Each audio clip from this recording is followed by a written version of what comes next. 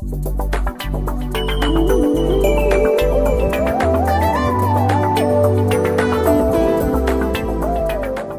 sejahtera, selamat jumpa kembali dalam kelas General Management oleh Harapan Bangsa Business School. Saya Samuel Tarigan. Dalam sesi ini saya akan menjelaskan tentang satu topik yang paling banyak diteliti di dunia manajemen, yaitu apa? Leadership. Hal ini sangat penting karena ini akan mempengaruhi cara Anda memimpin dan akan memperluas pengetahuan Anda, sehingga Anda dapat menjadi pemimpin yang lebih efektif di masa depan. Selamat belajar. Saya akan menyelesaikan penjelasan tentang kelebihan dan kekurangan dari salah satu bagian teori yang telah dijelaskan menjadi bagian dalam sejarah perkembangan ilmu manajemen, yaitu scientific management. Ya, saya akan menjelaskan kelebihan dan kekurangannya. Kemudian setelah itu saya akan masuk ke dalam bagian yang baru, yaitu penjelasan tentang teori leadership. Baik, scientific management, jadi penggunaan metode ilmiah dalam merumuskan apa yang harus dilakukan oleh employee, ya, dan ini digunakan oleh manajer untuk menetapkan cara kerja anak buah, cara kerja tim. Ya, jadi tidak berdasarkan pendapat atau perasaan atau pengamatan intuisi saja, tapi betul-betul menggunakan cara ilmiah. Kalau Anda ingat, salah satu proponennya adalah Frederick Taylor, ya. Saya kebetulan dari teknik industri, itu sangat terkenal bahwa beliau ini orang yang sangat dikenal melakukan time study, ya, dan time study itulah yang menjadi salah satu cikal bakal pendekatan scientific management, di mana gerakan karyawan itu diukur dengan stopwatch, ya, ketika akan merakit sesuatu, tangan kiri, tangan kanan, ada peta tangan kiri, tangan kanan, kemudian ada operation process chart. Itu sangat-sangat diatur gerakan karyawan. Ini kita bicara pada zaman sebelum robotika, ya, di mana banyak kegiatan assembling dilakukan oleh manusia, dan employee itu karyawan buruh itu diatur seolah-olah seperti mesin, diprogram gerakannya, ya, supaya secara ilmiah bisa dihitung berapa produktivitas maksimalnya. Nah, cara-cara seperti itu punya kelebihan tapi juga tentu punya kekurangan, ya. Nah, pertama, kita bisa memanfaatkan sumber daya dengan lebih baik, ya. Utilisasi sumber daya pastinya lebih baik, ya, karena tidak ada waktu terbuang, tidak ada gerakan yang sia-sia, ya. Saya ingat dulu teman saya orang Perancis, ya, waktu saya kerja consulting, saya mau ngeprint aja bolak-balik 3 kali karena pertama salah komen, kedua mungkin tintanya habis, saya nggak hafal, ya, terus ketiga kertas nggak ada, dia bingung. Ini sangat-sangat nggak efisien, ya. Orang Indonesia dia mengeneralisir, ya, bahwa perilaku tersebut dia sering temukan mungkin, ya, di Indonesia, bahwa orang bisa bolak-balik mengerjakan hal yang sama nggak langsung selesai, ya, dan itu sangat nggak scientific, ya, menurut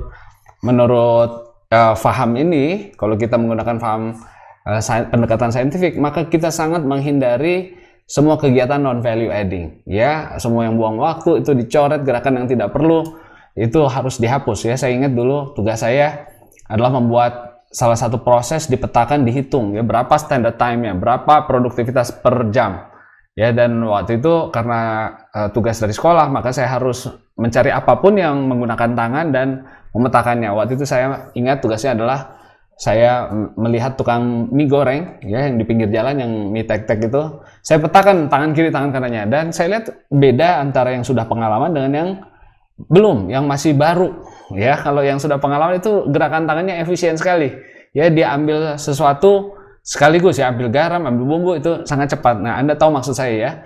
Nah, dalam pabrik, dalam skala besar, itu tidak diserahkan kepada employee, ya, tapi dihitung dan dirancang agar cara kerja itu maksimal, ya. Jadi itu keuntungan salah satu untuk perusahaan, ya, untuk employers adalah penggunaan sumber daya yang lebih baik. Kedua, meningkatkan efisiensi, ya. Jadi waktu juga nggak terbuang, sumber daya nggak terbuang, kemudian tenaga nggak terbuang, efisiensi naik. Kemudian hubungan juga menjadi baik antara karyawan dengan manajemen. Karena apa? Karena karyawan juga sudah tahu standar kerjanya, yang diharapkan persatuan waktu berapa unit, ya, nggak jadi ribut, nggak ada ketegangan, karena semuanya sudah dihitung, memang memungkinkan dari segi fisiologis, dari segi psikologis, itu sudah diperhitungkan, ya.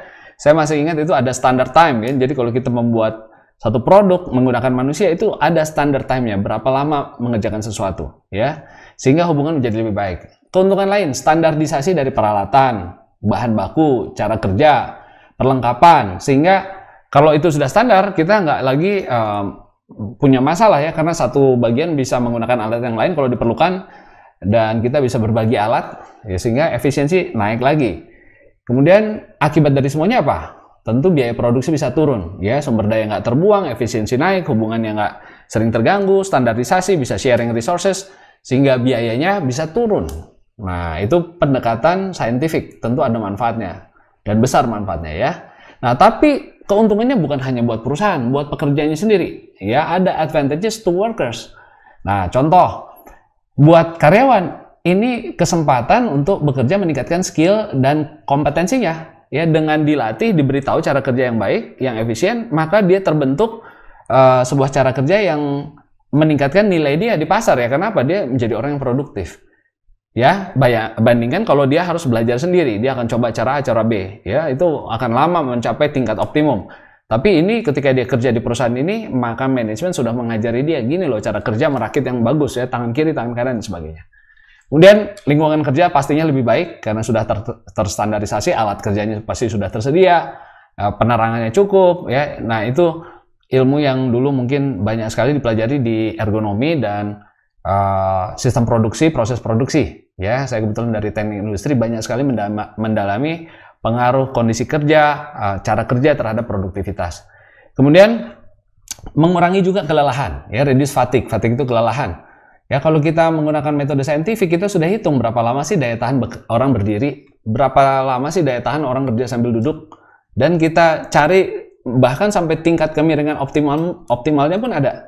Ya, bahwa orang setengah berdiri itu mungkin paling bagus. Saya tidak terlalu hafal detailnya, tapi ada satu posisi kerja yang lebih produktif dibandingkan posisi lainnya. Ya, itu kita mesti paham bahwa tidak semua posisi kerja itu sama, ya, menghasilkan produktivitas yang sama. Kemudian karena karyawannya sendiri tidak buang-buang waktu, tidak gerakan-gerakannya juga terukur, produktivitas dia naik, maka gajinya bisa lebih tinggi karena per satuan waktu dia menghasilkan lebih banyak produk.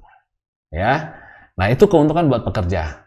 Kemudian untuk masyarakat ada juga untungnya. Ada juga keuntungan dari metode saintifik ini, ya. Jadi pertama, masyarakat bisa membeli produk yang lebih murah karena sudah melalui sebuah proses yang sudah dirancang agar hemat sumber daya, semuanya efisien. Kemudian negara juga, sebuah bangsa akan menjadi meningkat daya saing dan produktivitasnya kalau semua perusahaan di sana melakukan cara kerja yang saintifik, ya. Jadi nggak buang-buang tenaga gitu, ya, nggak buang-buang sumber daya, nggak buang-buang waktu, itu pasti menghasilkan daya saing yang tinggi, ya, produktivitasnya naik. Akibatnya apa? Kalau kita bisa bekerja lebih banyak, menghasilkan lebih banyak, standar kehidupan juga naik, ya, masyarakat menikmati standar kehidupan yang lebih baik. Kemudian penggunaan metode ilmiah atau saintifik ini akan mendorong perkembangan teknologi. Orang akan mencari cara yang lebih bagus lagi, teknologi apalagi yang bisa mensupport, ya, cara kerja agar hasilnya maksimal, ya, agar produktivitas bisa meningkat. Ya, keterbatasannya tentu ada, ya, keterbatasan metode saintifik. Ya, pertama itu masih percaya, ya, cara ini percaya hanya ada satu cara terbaik untuk melakukan sebuah pekerjaan, ya, padahal organisasi itu sekarang itu sangat dinamis dan sangat kompleks, ya. Kalau kita lihat perusahaan itu tidak sederhana seperti dulu merakit, ya, gitu caranya, tapi banyak faktor, banyak variabel yang mungkin dulu tidak pernah diperhitungkan, ya. Sekarang delivery bisa online, perlu just in time, terus kemudian variabel yang diperhitungkan lebih banyak, sehingga cara one best way ini jadi pertanyaan, apakah cocok rumus yang bisa dipakai di satu pabrik bisa dipakai di pabrik lainnya, ya. Jadi one best way-nya ini jadi pertanyaan, ya. Itu beda dengan metode kontingensi, ya, pendekatan kontingensi di mana kita bilang cara terbaik itu tergantung situasinya, ya. Tapi kalau di sini one best way untuk many atau if not all situations. Kemudian cara ini juga fokusnya pada kinerja individu, bukan kelompok, bukan grup, ya. Pendekatan ilmiah ini biasanya pada tingkat personal. Tadi saya ceritakan, ya, mengukur gerakan tangan, posisi peralatan kerja, penerangan, suhu, itu kebanyakan pada tingkat individual concernnya. Jadi kita tidak bicara tentang dinamika hubungan manusia dengan yang lain yang tentunya bisa mempengaruhi produktivitas, ya. Kemudian yang ketiga, Ini cocoknya untuk pekerjaan yang sifatnya sangat spesifik ya. Kalau merakit kan kerjanya spesifik sekali, nggak berganti-ganti. Memang tugasnya itu diulang-ulang. Ya, jadi manusia dijadikan robot begitu ya. Kapan gerakan robot itu bermanfaat? Ya, kalau pekerjaannya tidak satu kali ya. Bayangkan kalau Anda membuat robot, memprogram sebuah robot untuk bisa masak sesuatu, tapi masakannya itu hanya dimasak sekali, tentu biayanya jadi kemahalan. Ya, kecuali kalau memang Anda akan gunakan robot itu untuk memasak hal tersebut bertahun-tahun ke depan. Nah, itu worth it untuk memprogramnya. Ini juga sama prinsipnya ya. Kalau Anda merancang ini untuk sesuatu yang repetitif ya dan sangat spesifik, itu menguntungkan. Tentunya cara ini banyak mengabaikan human factor ya. Contohnya motivasi. Tadi ya, motivasi kerja itu tidak diperhatikan. Relasi, kemudian dinamika pengambilan keputusan ya, otoritas, hal-hal yang demikian tidak dibahas dalam pendekatan saintifik ya. Saintifik kebanyakan melihat hal-hal yang tangible, yang bisa diamati, yang kelihatan. Nah, itu keterbatasannya, sehingga ada banyak variabel-variabel yang tentunya berpengaruh tapi tidak diperhitungkan ya. Kemudian cara ini juga membuat manusia tadi seperti robot ya. Jadi tidak ada ruang untuk kreativitas ya, tidak disarankan malah mengubah-ubah cara kerja. Oke? Jadi ada kelebihan, ada kekurangan. Coba Anda ulangi sekali lagi kelebihan kekurangannya. Ya, dan Anda coba jelaskan sendiri. Ya, coba mengulangi kembali.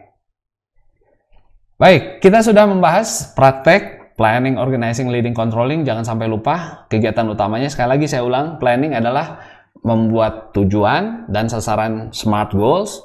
Kemudian membuat program kerja, kalender atau agenda, dan anggaran. Ya, prinsipnya if you fail to plan, then you plan to fail.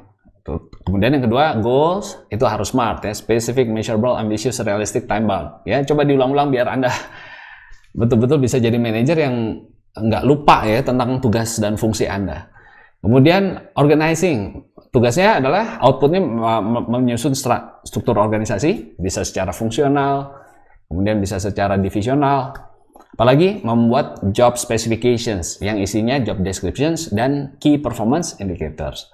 Kemudian staffing, mencari orang yang tepat ya untuk mengisi itu. Prinsipnya apa? Right people at the right place will do the right things. Ya, ada juga satu kemarin disampaikan di sana, harus misi membagi tugas ya, mutually exclusive, completely exhaustive. Jangan tumpang tindih tapi habis terbagi. Yaitu prinsip organisasi. Kemudian yang ketiga, leading ya, yaitu tugas Anda adalah memberikan arahan, kemudian melatih anak buah Anda, dan memberikan motivasi.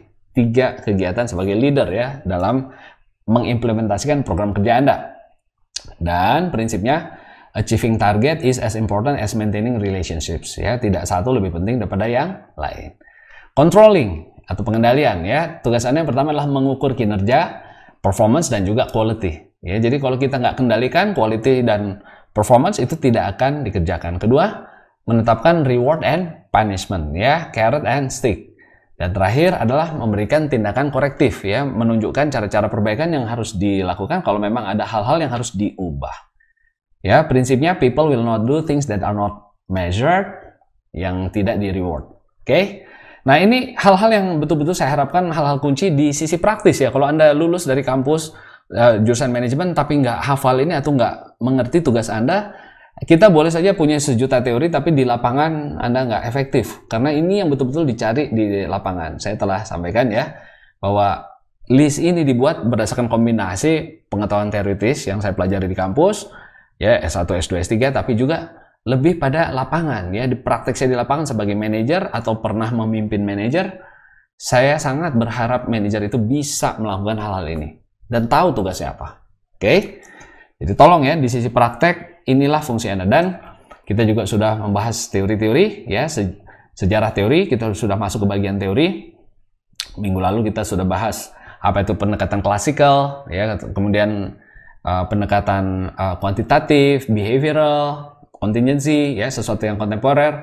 Itu sudah kita bahas, kita sudah tur singkat berbagai jenis teori. Ya, dan tadi sebelum kita masuk ke leadership, hari ini leadership, kita selesaikan tentang history, dari salah satu pendekatan, yaitu pendekatan saintifik, kelebihan dan kekurangannya.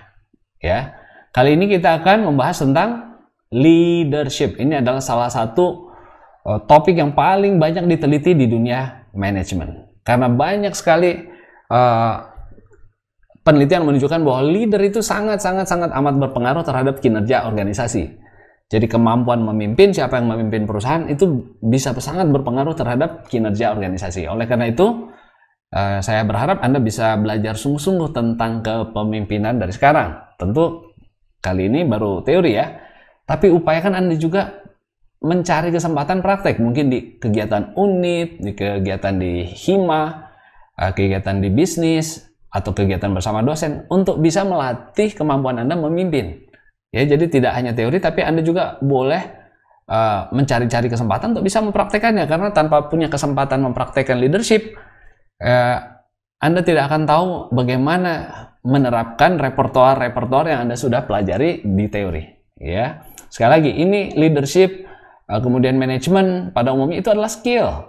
Ya, skill nggak akan terbentuk kalau tidak mencoba. Ya, Anda tidak bisa belajar memimpin hanya baca, tapi harus betul-betul mencoba. Ya, melihat bagaimana menghadapi berbagai jenis manusia. Ya, berbagai jenis tantangan. Ya. Baik, jadi topik kita kali ini adalah leadership, dan saya berharap setelah sesi ini Anda pertama mampu bisa menyebutkan perbedaan antara pemimpin dan manajer, bos, ya.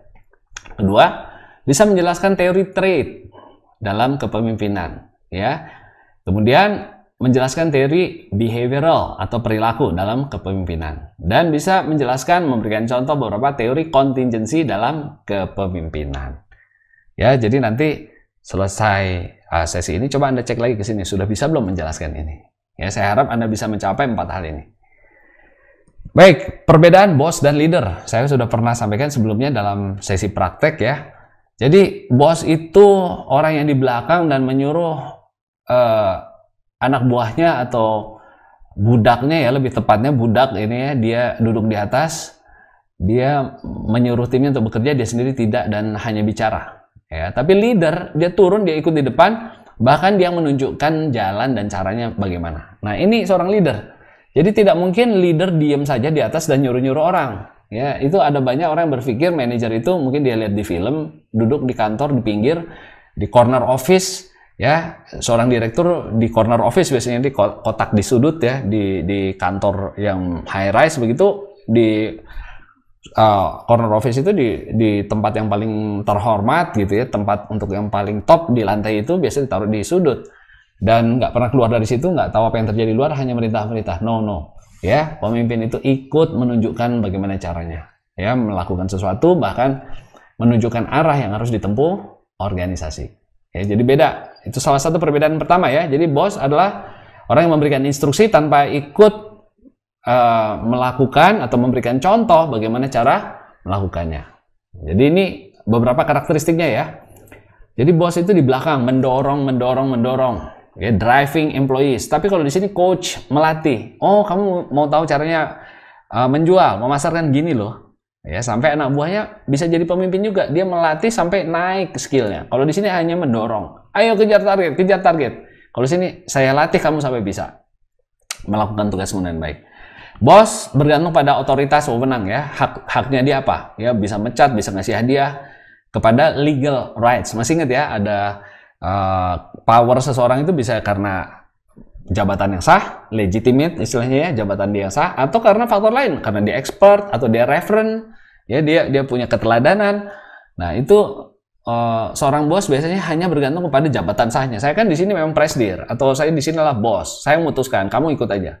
Nah, kalau di sini seorang leader tuh dia menggerakkan orang berdasarkan bukan hanya otoritas, tapi dari niat baik dia, yang dia percaya juga akan disambut dengan niat baik oleh karyawan atau stafnya. Bos memberikan rasa takut, pemimpin membangkitkan gairah, semangat, enthusiasm. Bos sering ngomong saya nih, saya. Nah, saya. Leader berkata kita bisa. Kita akan selesaikan, kita akan capai, kita akan menang. Kita, kata kuncinya.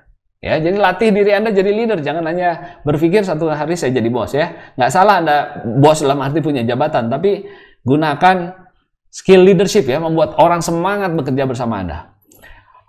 Bos menyalahkan kalau ada yang salah, ya, tapi pemimpin memperbaiki kesalahan. Apa yang sudah salah ya sudah terjadi, ayo kita betulkan. Bos tahu cara kerjanya, gitu loh cara bikinnya. Nah, tapi kalau leader menunjukkan begini caranya, ya dia kasih contoh dulu. Ya, jadi nggak hanya kasih tahu, oh gitu kan caranya gampang. Masa gitu aja kamu nggak bisa? Coba lagi. Nah, itu bos hanya nyuruh dan dia sendiri tahu, tapi dia nggak mau menunjukkan cara melakukan sesuatu. Pemimpin shows the way. Nah, apalagi bos menggunakan manusia, ya memakai manusia seperti alat untuk mencapai tujuannya. Tetapi leader, seorang pemimpin itu membangun, ya mengembangkan kemampuan anak buahnya. Bos mengambil pujian, takes credit, ya. Tapi pemimpin gives credit, dia memberikan pujian. Ya, bos kasih perintah. Kalau pemimpin meminta, ya saya minta kita semua bisa mengerti situasi kita dan kita mau kasih upaya yang lebih baik. Nah, itu meminta, I ask, ya. Kalau di sini I command gitu ya. Kalau di bos itu go, menyuruh.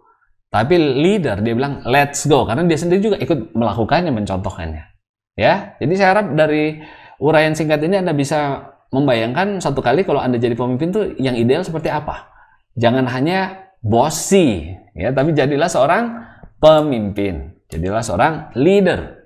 Nah, oke, leader dan manajer perbedaannya ini sudah pernah dibahas sebelumnya ya, sekali lagi, tapi nggak apa-apa kita bahas sekali lagi ya. Leader itu melakukan hal-hal yang benar, does the right things. Manager does things right, melakukan sesuatu dengan cara yang benar. Ya, tapi apa yang harus dilakukan, leader lah yang menentukan. Kita harus pergi ke kiri, bukan ke kanan.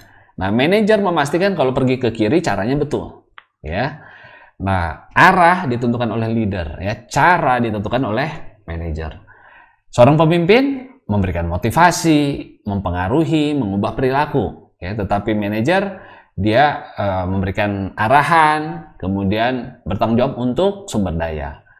Pemimpin mengelola manusia, manajer mengelola sumber daya, waktu, uang. Nah, itu perhatiannya manajer. Tapi kalau leader lihat kayaknya si itu cocok deh diangkat, si itu cocok untuk dilatih, si itu bisa dipertukarkan. Nah, itu yang disebut leader. Fokusnya orang, people. Leader itu visionary, kalau manager planning, organizing, leading, controlling, ya. Leader itu karismatik, punya wibawa karena banyak hal ya, mungkin dia expert, dia juga referen. Nah, tapi kalau manager bukan karismanya yang dia tekankan, tapi dia orang yang teliti dan hati-hati, conscientious ya istilahnya ya. Jadi orang yang sangat prudent ya, hati-hati dan bijaksana. Kemudian leader itu mengambil keputusan dengan bertindak sangat decisive, tegas. Kalau manajer bukan ketegasan ciri khasnya, tetapi tanggung jawab. Ya, dia nggak mau lepas tanggung jawab. Kemudian leader itu menggunakan power dan influence, mempengaruhi orang, ya supaya orang bisa bergerak dengan senang dari dalam. Dia mau mencapai sesuatu dan baik. Kalau manajer menggunakan hak ya dalam bentuk otoritas secara bertanggung jawab. Jadi bagaimana dia gunakan insentif karena dia bisa kasih insentif ya agar anak buahnya mau mencapai target. Benar apa lagi? Leader putting people first ya, manusia itu buat seorang leader itu yang paling penting. Sementara manajer customer nomor satu. Jadi bukan anak buahnya tetapi customer.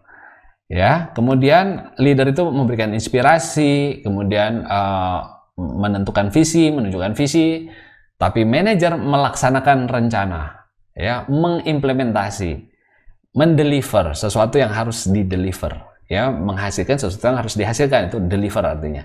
Nah, beda sama pemimpin. Pemimpin inspirasinya dan arahnya, visinya. Kalau di sini lebih pada pelaksana ya. Manajer itu lebih pada pelaksanaan sebuah visi.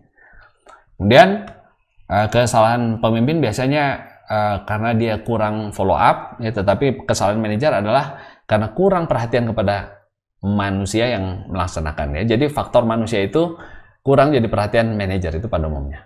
Oke, jadi saya harap ini sudah yang kedua kali Anda betul-betul ingat. Nah, saya akan bahas di dalam bagian berikut adalah 3 teori. Nah, dalam bagian berikutnya kita akan membahas tentang perkembangan teori kepemimpinan. Ya, sebelumnya saya telah sampaikan tadi ini bidang yang sangat banyak diteliti karena negara bisa bangkit atau bisa menjadi negara gagal karena pemimpin. Apalagi perusahaan ya, perusahaan banyak yang bangkrut, yang berhasil sukses karena pemimpinnya. Nah, Karena banyak diteliti, maka teorinya juga banyak pengembangannya. Ya, kita akan lihat bahwa teori-teori di awal itu keluar di tahun 1920-an yang disebut trade theory. Ya, selama the first 20 years, sejak tahun 1920-an sampai 1940-an, teori yang mengemuka, yang menjadi mainstream saat itu adalah trade. Trade itu sifat, ya. Jadi teori yang menjelaskan sifat pemimpin itu seperti apa, manusia seperti apa sih yang menjadi pemimpin, ya. Jadi istilahnya great man theory. Manusia yang hebat kayak apa sih yang menjadi pemimpin? Ya, jadi teori-teori pada saat itu di awal-awalnya menjelaskan sifat atau karakteristik dari great man itu kayak apa. Pemimpin yang hebat, yang luar biasa itu ciri-cirinya apa? Jadi banyak bicara sifat, ya, karakteristik dari pribadi. Ya, dicarikan common traits-nya dan karakteristiknya apa? Kesamaan yang sukses-sukses ini apa? Yang berpengaruh, yang berhasil membuat sebuah negara berjaya, yang berhasil membuat perusahaan-perusahaan berjaya, itu kesamaan mereka apa sifatnya? Nah, itu adalah teori yang di awal disebutnya trade theory. Nah, 20 tahun berikutnya, teori-teorinya bergeser dari sifat seseorang menjadi perilakunya. Ya, tentu perilaku seseorang pemimpin itu terpengaruh juga oleh sifatnya.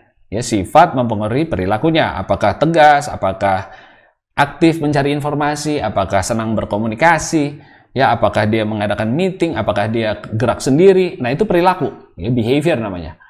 Dipengaruhi oleh sifat seseorang, ya. Dan akhirnya akan berpengaruh terhadap kinerja organisasinya, ya. Nah, kita akan bahas Ohio State dan Michigan Studies, ya. Kita akan bicara juga tentang apa yang disebut pemimpin yang task oriented, ya, fokusnya pada pencapaian target, tujuan. Apa yang disebut relationship oriented, ya, pemimpin yang concernnya bukan pada target tapi pada people, hubungan dengan manusia. Ya. Nah, itu yang menjadi mainstream di era 1940-an sampai 1960-an. Tapi sekali lagi ini pun bergeser lagi, ya, tahun 1960-an sampai 1970-an. Teori yang mengemuka pada saat itu adalah contingency theory, ya, teori ketergantungan, ya, yang menjadi jurus paling efektif di satu situasi belum tentu cocok di situasi lain. Jadi contingent. Nah, kita akan bahas Hershey and Blanchard. Ini sebenarnya sudah pernah dijelaskan, yang disebut Hershey and Blanchard situational leadership. Ya, jadi kepemimpinan yang paling cocok, yang efektif itu tergantung situasinya.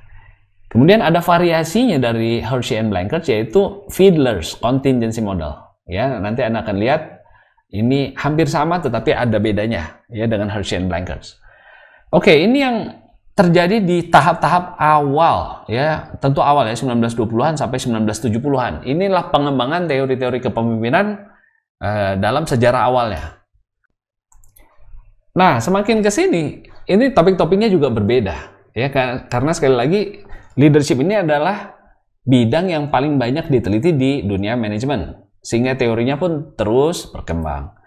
Tahun 1970-an temanya itu Leader Member Exchange, LMX singkatannya, ya. Jadi kalau Anda lihat ada ahli LMX, ya, itu artinya ahli penelitian dia dalam bidang Leader Member Exchange. Jadi hubungan manajer dengan anak buahnya, ya.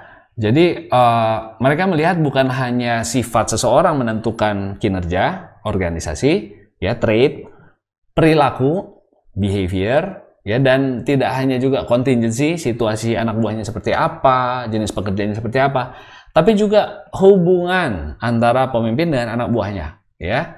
Jadi teori ini menyatakan bahwa hubungan itu tidak sama antara satu manajer dan anak buah lain, dan itu bisa menentukan kinerja organisasi, akan mempengaruhi, ya. Jadi itu yang dipelajari banyak dengan LMX, karena kalau hubungan baik, hubungan nggak baik, itu efeknya lain lagi. Oke. Tahun 70-an sampai 80-an, itu tema yang menjadi mainstream adalah transformational leadership, kepemimpinan yang mentransformasi organisasi, ya, di mana pemimpin itu memberikan inspirasi kepada anak buahnya untuk mencapai sebuah visi, ya, kemudian dengan perilaku yang karismatik dia membuat orang-orang mau bergerak mengikuti keteladanan pribadi dia, ya. Jadi cara mentransformasi orang bukan dengan mengancam atau memberikan order, tapi lebih pada memberikan visi nomor satu, tetapi juga tidak hanya dikasihkan cita-citanya, dia sendiri memberikan contoh, ada example, ya, ada contoh. Itu yang disebut transformational leadership, di mana akhirnya anak buah itu bergerak bukan hanya karena disuruh, tapi mereka bergerak karena sadar mereka harus berubah. Ya, dan saya harap ini Anda bisa mengerti bedanya dengan pemimpin yang transaksional. Jadi lawan katanya adalah transaksional. Lu mesti kerjain dong, gue udah bayar, kita kan udah kontrak, udah agree, ya saya bos, kamu anak buah, gaji sekian, kerjaan sekian. Nah itu namanya kepemimpinan yang transaksional. Ya, itu lawan dari yang transformasional.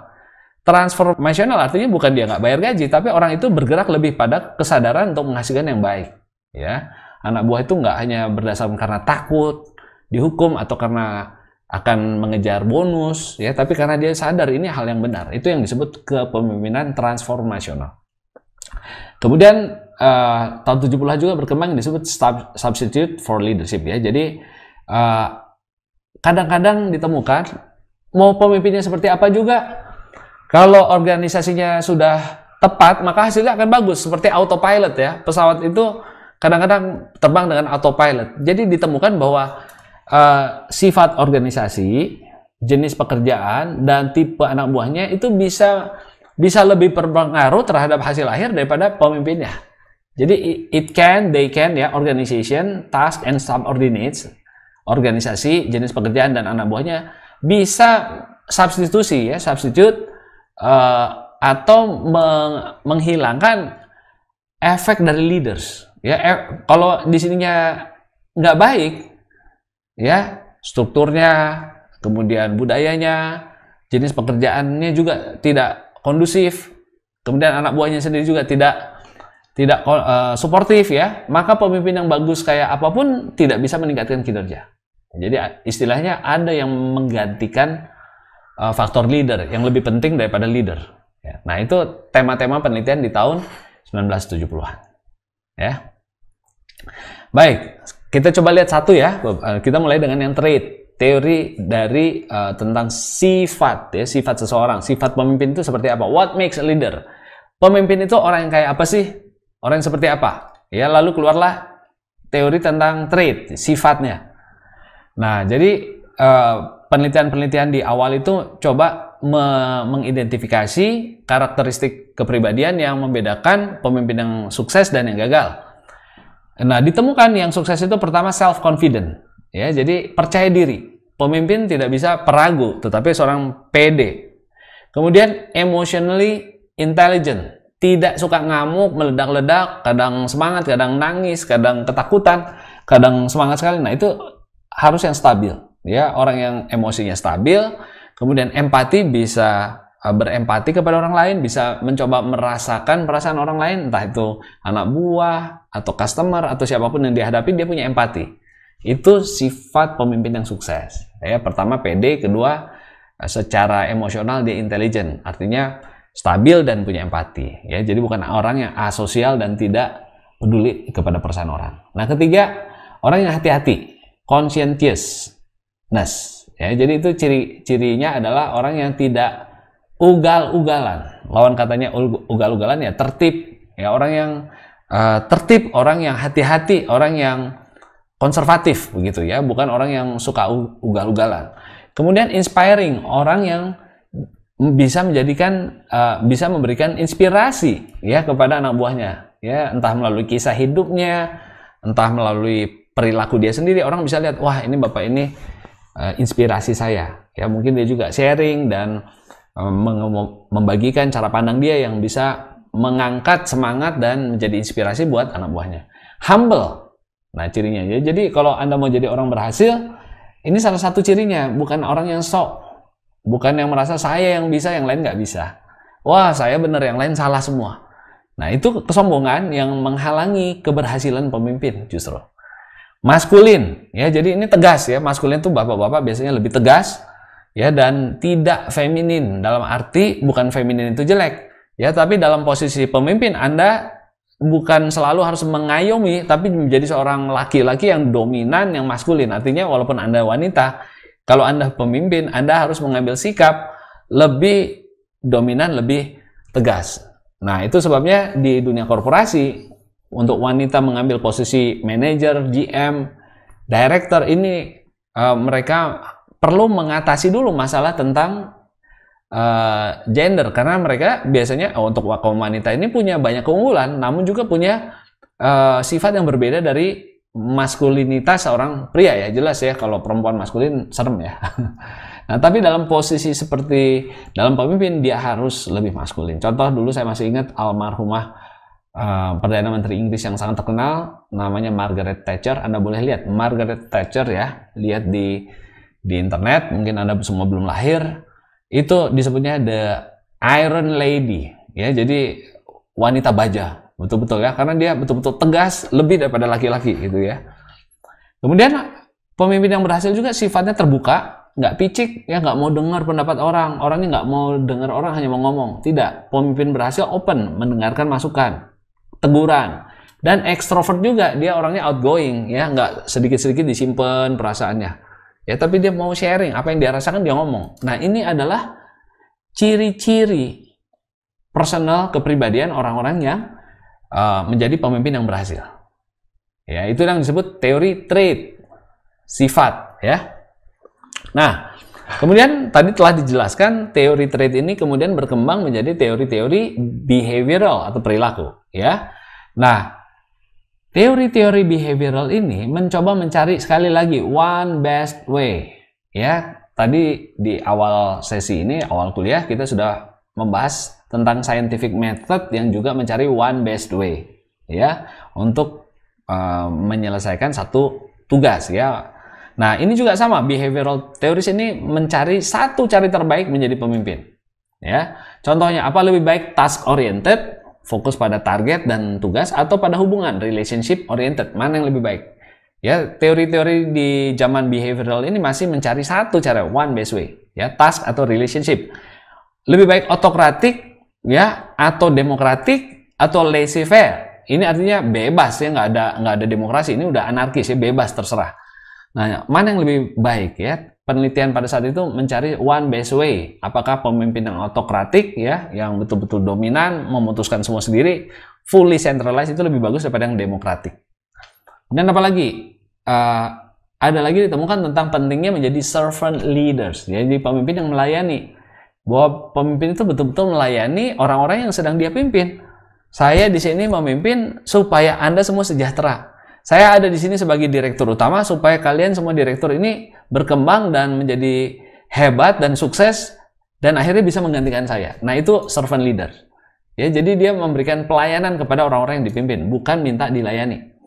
Kemudian leading by examples, ini juga sebuah teori yang berkembang ya pada zaman behavioral studies ini. Ini adalah leading by example. Dikatakan orang yang mau berhasil memimpin jangan terlalu banyak hanya pidato dan nyuruh-nyuruh, tapi tunjukkan ya apa yang harus dikerjakan, praktekkan, dan orang bisa lihat dan orang akan mengikuti. Nah, itu teorinya begitu. Kemudian ini tadi telah saya jelaskan transaksional lawan transformational leadership ya. Transaksional ini semua dengan bayaran, dengan kontrak. Ya, ini kamu sudah saya bayar ya, kamu kerjakan segitu, nggak usah banyak cerita ya. Kita sudah kontrak. Anda di hire di perusahaan kita untuk melakukan kerjaan ABC ya. Jadi sudah sifatnya transaksi, saya bayar, kamu kerjakan, dan kalau kamu bagus saya juga kasih bonus sesuai dengan transaksi, sesuai dengan kontrak yang telah mengatur transaksi di antara bos atau perusahaan dengan anak buah atau pelaksana. Ya, berbeda dengan cara transformational di mana pemimpin berupaya agar anak buah itu mencapai target, berubah perilakunya, mungkin dari yang malas menjadi semangat ya. Bukan karena transaksi saja bahwa Anda sudah digaji, tapi juga karena kesadaran pribadinya. Ya, di mana dia diangkat kesadarannya, dibukakan pemahamannya bahwa ada banyak peluang yang jauh lebih baik kalau mereka mau melakukan sesuatu yang positif, ya, sesuai dengan apa yang disampaikan oleh pemimpinnya. Baik, itu dia. Transactional dan transformational leadership. Ini semua termasuk kategori dari behavioral theories. Nah, ada satu case ya. Sebenarnya pemimpin itu lebih cocok yang seperti apa sih? Yang fokusnya ke target atau yang ke hubungan? Ya, jadi itu tema besar kalau lihat di sini ya. Task atau relationship. Ya, mencapai target atau hubungan. Nah, dia lihat gini ya. dalam sebuah studi, ini ada penelitian di Michigan, pemimpin itu bisa sangat-sangat laissez-faire, bebasin anak buahnya, atau bisa sangat-sangat ketat mengawasi anak buahnya, close supervision. Ya, kalau kita lihat kontrol pengendalian dari pemimpin laissez-faire ini sangat kecil ya, jadi dia bebaskan orang mau ngapain saja. Employee oriented, dia mulai perhatikan, dia kendalikan, tapi fokusnya masih pada karyawan. Kemudian ini lebih umum, kemudian job center, di sini udah nggak terlalu pada hubungan ya, dia udah lebih pada fokus pada pencapaian target. Job center, ayo apa yang harus dilakukan? Nah di sini dia sudah semakin ketat lagi, di mana mengawasi tindak tanduk anak buah itu ketat diperhatikan. Jadi spektrumnya begitu ya. Di sini sangat-sangat bebas. Kemudian employee oriented, umum ya, di sini di tengah-tengah gitu. Kemudian udah mulai sangat ketat dilihat pencapaian targetnya. Dan di sini sangat-sangat ketat pencapaian target itu dipantau. Nah, itu beda ya. Di sini pasti karyawannya lebih happy di sini ya, lebih dibebas-bebaskan gitu. Di sini lebih ketat. Ya, mana yang lebih bagus? Nah, itu nanti saya jelaskan. Tapi sebaliknya, ketika pengendaliannya semakin tinggi, ternyata keterlibatan karyawan itu semakin kecil. Di sini justru waktu orang dikasih kebebasan, employee itu, karyawan itu lebih merasa terlibat, dia lebih mau terlibat di sana karena justru pada waktu dia dikasih kebebasan. Nah, jadi ini bertolak belakang. Semakin kita ketat periksa kerjaan anak buah, maka mereka nggak merasa semakin memiliki ya, semakin justru kecil involvement mereka. Jadi itu ya, studi ini Michigan Studies mengidentifikasi ya, menemukan ada dua dimensi dari perilaku seorang pemimpin. Pertama, perilaku yang disebutnya employee oriented ya, perilaku yang berfokus pada karyawan ya, hubungan dan karyawan, fokusnya tekanannya di sana. Yang satu lagi perilakunya, dimensi kedua adalah production oriented, di mana pemimpin itu lebih fokus pada pencapaian tugas. Temuannya apa? Pemimpin yang employee oriented, bukan yang production ya, lebih pada employee oriented, ini menghasilkan produktivitas kelompok anak buah yang lebih baik dan kepuasan kerja yang lebih baik. Jadi ternyata orang yang lebih berat ke employee oriented, ini anak buahnya justru lebih baik produktivitasnya dan kepuasan kerjanya juga lebih baik. Nah, ini studi yang menarik ya, karena banyak orang berpikir kalau semakin ketat maka hasilnya akan semakin tinggi. Tapi ternyata nggak begitu ya. Pemimpin yang semakin orientasinya bukan pada pekerjaannya tapi pada people-nya, itu hasilnya lebih bagus produktivitasnya. Dan bahkan kepuasan kerjanya juga lebih baik daripada yang production oriented. Oke. Nah, studi yang hampir sama dilakukan juga oleh University of Iowa. Jadi sebutnya University of Iowa Studies, dilakukan oleh pemimpinnya salah satu namanya Kurt Lewin ya. Mereka melihat ada 3 tipe perilaku pemimpin. Satu namanya autokratik ya, di mana semua tersentralisasi, autokratik ya, pusatnya saya ya. Jadi otoritas itu terpusat, tanda tangan semua harus ke bos, dan low participation. Jadi tidak nanya-nanya anak buah ya, anak buah pokoknya kamu pelaksana lah, nggak usah banyak bersuara. Nah, yang kedua tipe demokratik, di mana pemimpin mulai melibatkan anak buah. Ada partisipasi di sana dan ada feedback dari anak buah kepada atasan. Ya, ini ada komunikasi yang lebih baik. Kemudian tipe yang ketiga adalah laissez-faire. Jadi itu betul-betul hands off, terserah dia mau jadi kayak apa. Saya percaya sama kalian, saya lepas aja. Nah, apa yang mereka temukan? Jadi Kurt Lewin dan teman-temannya dari University of Iowa ini menemukan bahwa hasilnya ini beragam ya. Mereka tidak melihat bahwa ada satu style ya, yang autokratik, demokratik atau laissez-faire ini yang lebih unggul ya, dan menghasilkan performance yang lebih baik dibanding cara-cara lain. Jadi ini mix ya, kadang-kadang ada yang autokratik, ada yang demokratik, ada yang laissez-faire yang lebih sukses. Tetapi karyawan itu lebih puas yang pasti di bawah seorang pemimpin yang demokratik. Nah, ini daripada yang autokratik. Ya, saya kira itu jelas ya. Walaupun hasil kerjanya bisa beragam, kadang-kadang autokratik bagus, demokratik bagus, laissez-faire bagus, tapi kalau dari segi kepuasan karyawan, mereka lebih suka yang demokratik daripada yang autokratik. Saya kira itu cukup jelas, karena ketika semua diatur oleh pemimpin, kita nggak boleh bersuara, nggak boleh berpikir, nggak boleh ikut memikirkan. Nah, itu menurunkan ya kepuasan kerja. Nah, kemudian masih serupa dengan penelitian perilaku tadi, ada yang disebut Ohio State Studies. Jadi kalau di awal tadi ada yang disebut task oriented dan relationship oriented, di Ohio mirip ya, tapi dia sebutnya consideration. Jadi kita mempertimbangkan anak buah, atau lebih pada task, disebutnya initiating structure. Yang penting ketegasan ya. Jadi consideration ini perilaku yang peduli pada orang-orang di bawah kita ya. Jadi concern for people, hubungan interpersonal antar pribadi itu diperhatikan, ramah, kemudian suportif kepada anak buah, apa masalahnya sini saya bantu. Kemudian memperhatikan perasaan dari anak buah ya. Itu yang disebutnya consideration, perilaku consideration, atau kalau di penelitian yang sebelumnya itu disebutnya relationship oriented. Initiating structure, bahasa yang digunakan di Ohio State Studies, ini lebih pada yang task oriented ya, task oriented.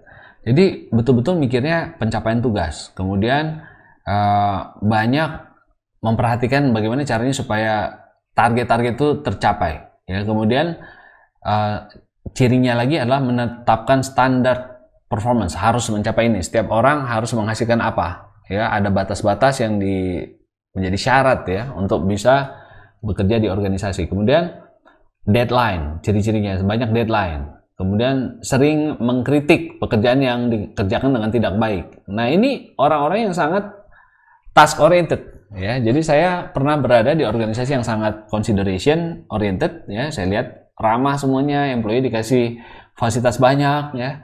Tapi hasil kerjanya nggak terlalu baik. Sementara ada juga yang di sini. Ya, saya pernah bekerja juga di sebuah consulting strategik yang lebih pada task oriented. Yang penting harus selesai. Dia nggak peduli saya belum pulang, keluarga saya seperti apa. Mereka nggak peduli ya. Mana yang lebih berhasil ya untuk mencapai target di sini, tapi masalahnya orang nggak bisa bertahan lama di sini, hanya 2-3 tahun mereka pergi, biasanya pindah ya. Nah itu, jadi temuan mereka apa? Ternyata hasilnya mix ya, jadi beragam.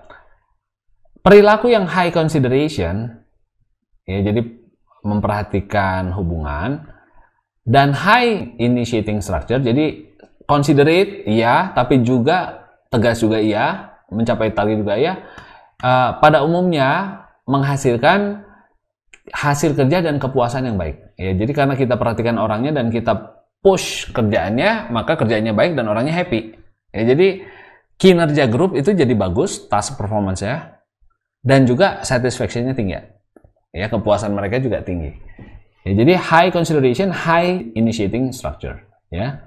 Nah, kemudian mereka juga mendapatkan bukti bahwa faktor-faktor situational ternyata sangat amat berpengaruh terhadap keberhasilan pemimpin.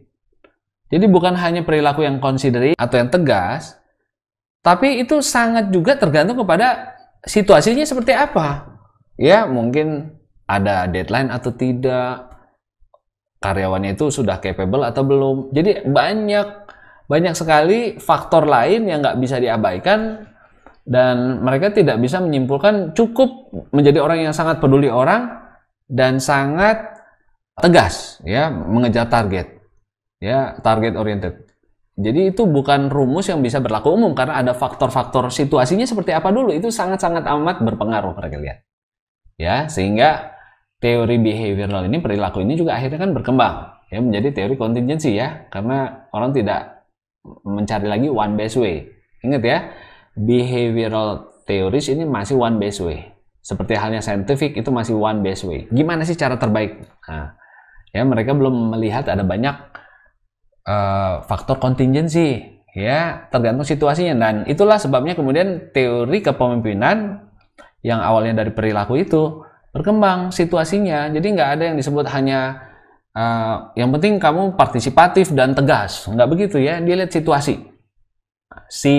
itu adalah perkembangan teori kontingensi setelah behavioral. Jadi masih ingat ya, pertama tadi apa? Traits, orang pemimpin itu kayak apa, kemudian behavior, perilakunya kayak apa, dan kemudian contingency theories ya, faktor-faktor situasional yang menentukan itu seperti apa. Nah, ini sudah pernah dibahas sebelumnya, bukan?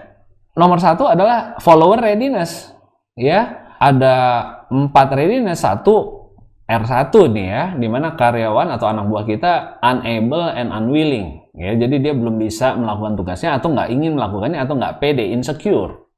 R1.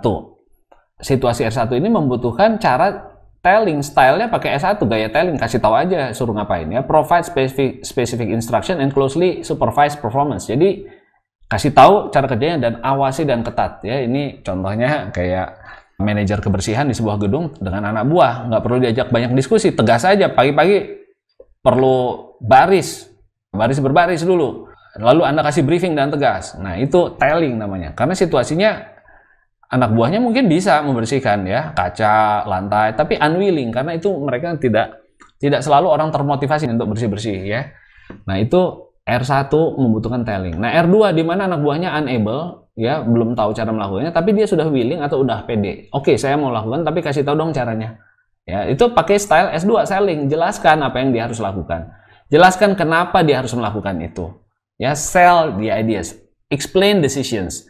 Ya, kemudian kalau dia mau tanya, boleh nggak nanya, Pak? Nah, ini buka diskusi tapi sebatas pertanyaan ya, klarifikasi. Jadi saya harus buat ini, Pak ya.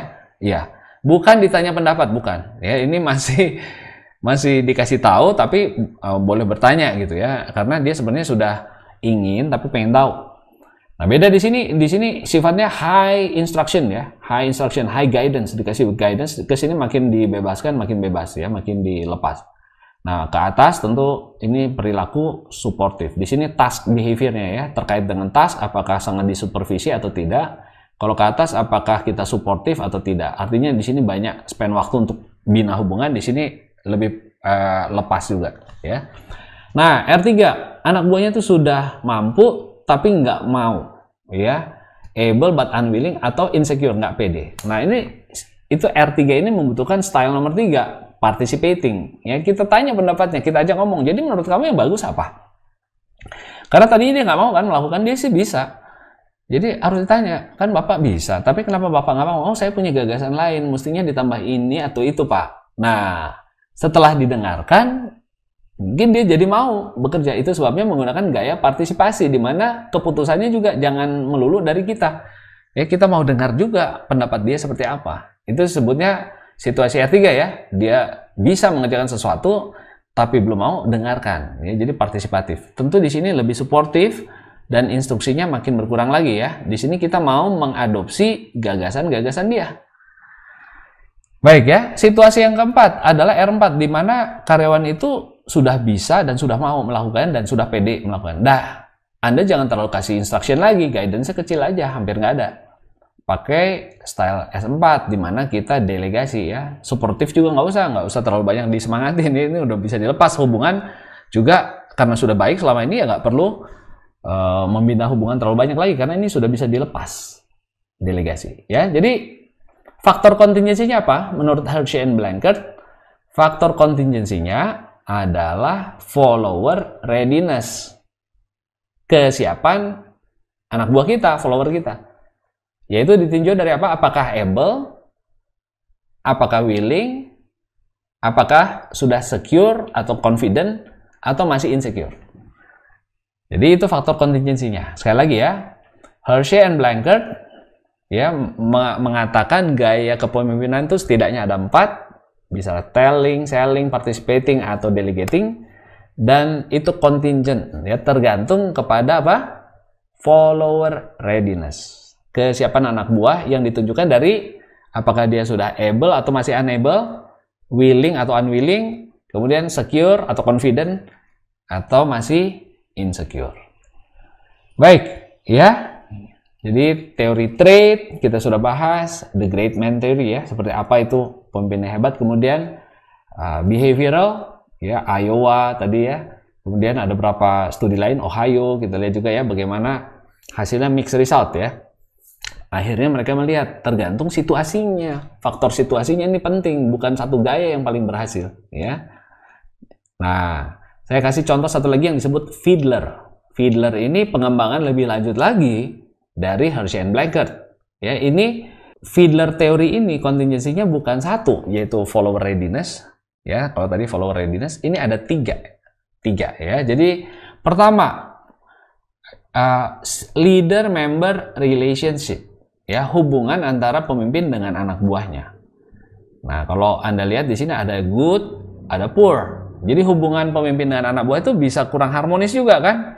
Atau bisa sangat harmonis, baik. Nah, jadi itu kemungkinannya menurut dia itu mempengaruhi gaya kepemimpinan yang efektif, ya, hubungan. Kedua, jenis pekerjaannya.